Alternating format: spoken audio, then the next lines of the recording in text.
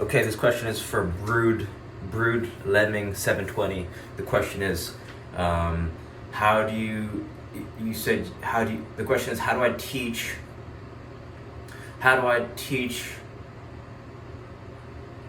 our players to recognize space and apply the concepts that you have? Right? How do I teach my players to apply the strategy that you have in games? On a smaller scale, it's not about what you really want to do is you want to have an awesome practice. You want to create a practice scenario, right? You want to do the similar things in practice that mimic each part of the game. And if your players understand your formation, the big picture, you don't have to give them the finer details. They'll just, right? Kids are smart.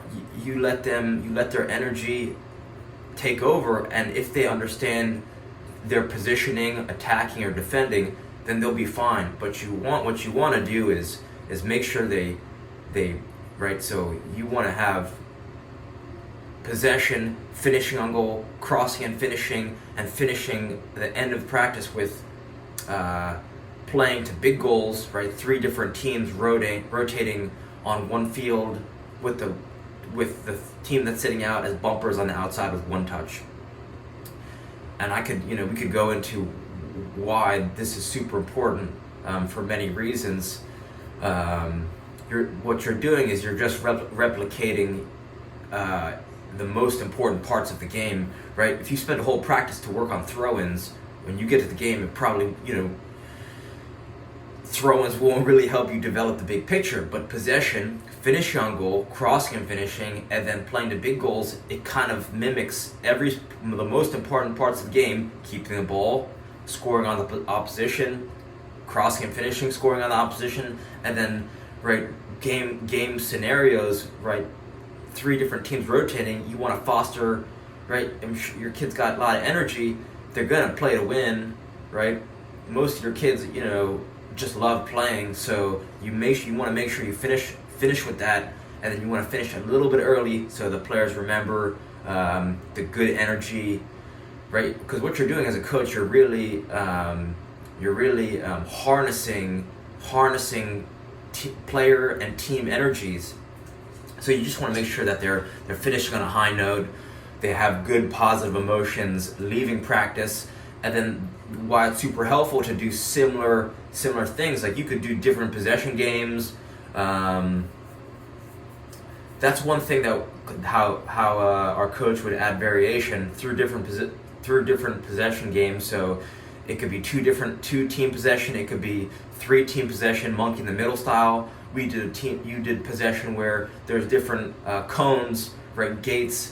Cone gates on the field, and you have to score a point of possession, you have to connect a pass to your team, and then so those would be the 3 different types of possession games.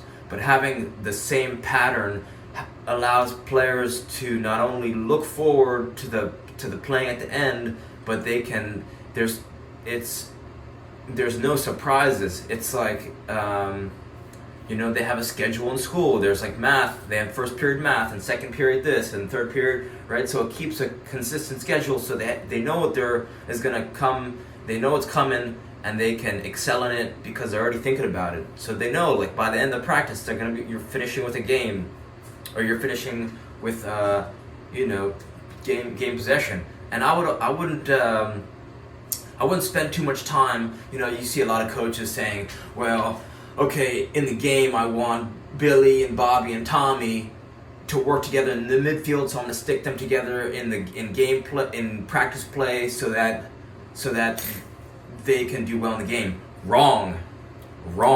You want to have players, you want to mix the teams up because they're just feeding off each other. They're just adapting to space and who they're playing with and the quality of the pass, and becoming aware of the field and the ball and their opposition.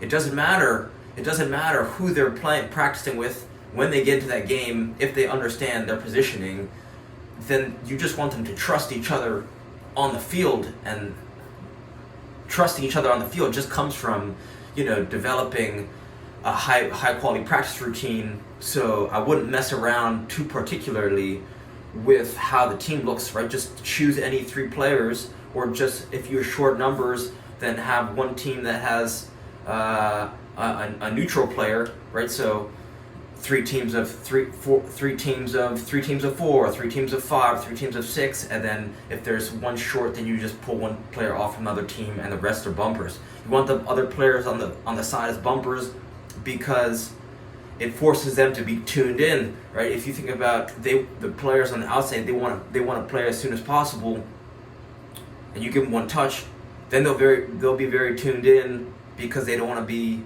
right? You don't want to drop the ball if someone's connecting a pass and then they lose it, right? The one team who loses the ball, they lose the ball for, will get on them. So you want to, you also want to keep the goals close.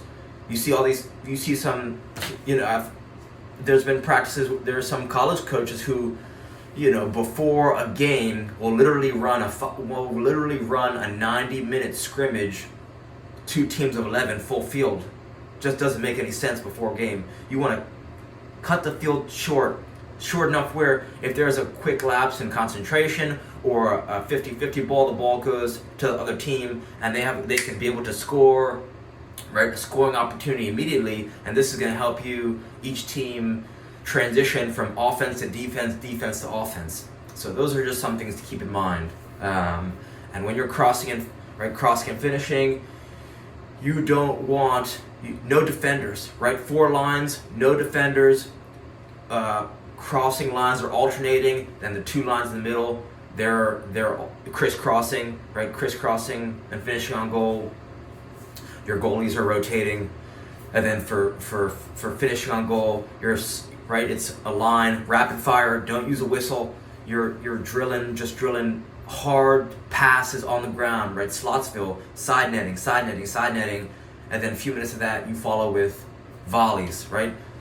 It's not my coach, Doug Nevins, he would take the ball, we'd be facing him, he'd be facing the goal, he throws the ball overhead, the player turns around, runs, one-time volley, right? So possession, finishing on goal, first side netting, and then volleys, crossing and finishing, 4 lines, 2 on the outside serving, alternating, 2 on the middle, crisscrossing, goalies rotating, finish with playing to big goals, tighten the field, one team that's out on the bumpers with 1 touch.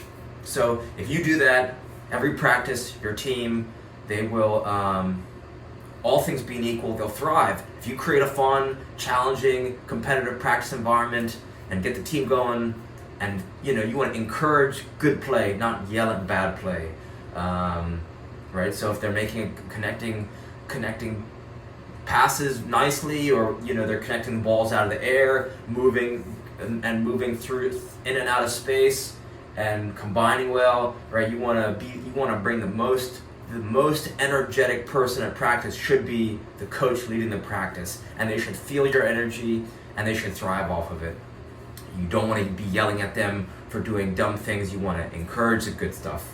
So, and after that, if they understand the formation, defensive formation, and attacking formation, you should be A-okay. So I hope some of these ideas help, and reach out with any questions. All right, thank you.